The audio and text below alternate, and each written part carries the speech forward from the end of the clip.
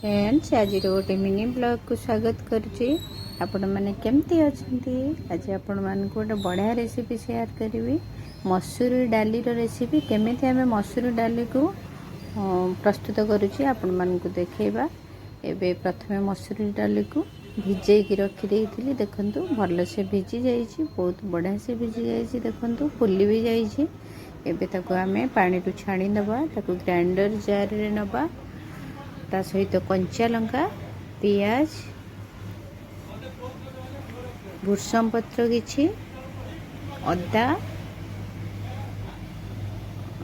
अल्प पानी देकी ताको ग्राइंडिंग करिया पई छाड़ी दबा। एबे ग्राइंडिंग करि नबा। ग्राइंडिंग हे जाइछि। देखंतु बेसी काठुआ करिवेनी, टिके पतला अछि बैटरटा। एबे से बेसन किछि 3 चम्मच ऐड करिबा। पुणी से करी पत्ता ऐड करिबा, सॉल्ट, चिल्ली पाउडर, मीट मसला पाउडर, गरम मसला पाउडर, हल्दी गुंड सब ऐड करके ताको गोलाई नबा। भल से ताको टिके फेंटिबा। भल से फेंटिले बटेटा आमर परफेक्ट रहिबो। सेतिपई भल से ताको गोलाइबा। बेसी पतला रहिबनी। बैटरटा आमे जेमती पकोड़ा छाणी जे देखंतु एमती चम्मच रे अल्प अल्प नहीं छाणीबा। शेपटा ठीक रहिबो, कारण हाथ रे नेले बहुत बड़ बड़ हे जिवो। सेतिपई मो चम्मच रे नेछि। देखंतु बढ़िया से हे जाइछि। ताको सब जगह छाणी नेली। देखंतु सबुतिक पकोड़ा छाणी नहीं। देखंतु केते सुंदर स्पंजी बढ़िया से हो जाइए, पूरा परफेक्ट हो। देखंतु एबे मु पैन रे ऑयल नेली। तापरे जीरा पकाइबा, पियाज नबा। पियाज को भल से भाजी दबा ब्राउन कलर हवा पर्यंत। तापरे अदा रसुण पियाज रो पेस्ट गोटे दे देली। ताको भल से गोलाई नबा। तापरे से हलदी गुंड,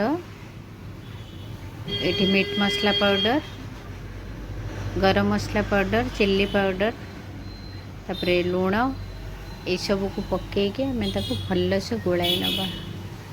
देखंतु मसलाटा को भल से कषि नबा।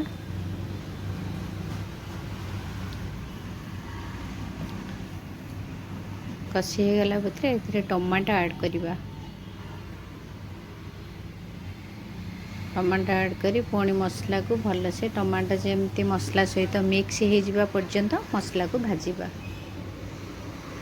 एठी मसला पूरा परफेक्ट हो जाइए।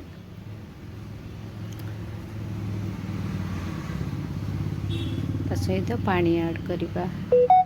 जेतिकी क्वांटिटी रो आपण पानी देबे से अनुसार ऐड करिबा। पानी ऐड करी ताकू घोड़ाई देबा। 5 मिनट फुटी गला परे, मसलाटा सिझी गला परे सेतिरे आमे बनेइथिबा पकोड़ा को पकेइ देबा। पकोड़ा पकेइ ताकू पुणी टिके गोलाई नबा। गोलाई नहीं ताकू घोड़ाई देबा। पुणी टिके पकोड़ाटा जेमती आमर सिझी जिवो। पकोड़ा ये सिझी जाइए। देखंतु पूरा परफेक्ट हो जाइए, फुली भी जाइए, पानी सोप करी नहीं। देखंतु बढ़िया से पूरा ग्रेवी पूरा परफेक्ट हो, ग्रेवी भी होती। एबे ये मु सर्व करुच्ची। देखंतु केते सुंदर से कलर टेक्सचर सब परफेक्ट हो, बहुत बढ़िया लगे। आपण मैंने एमती मसूर डाली रे बनातु, बहुत बढ़िया लगे, टेस्टी भी लगे। पिला माननकु रोटी सहित दे परिबा, राइस रे भी दे परिबा, बहुत बढ़िया लगे। देखंतु केते बढ़िया होइछि, ग्रेवी भी लगे। आपण माननकु जदि मो वीडियोटा भले लागुछि निश्चिंत फॉलो करिनेबे, सब्सक्राइब करिनेबे चैनल को। जल्दी जल्दी सब्सक्राइब करनियंतु। तापरे टिके माने व्हाइट राशि दे देछि गार्निशिंग पाई। रहिली। जय जगन्नाथ। Take care. आ गोटे वीडियो रे देखा हो।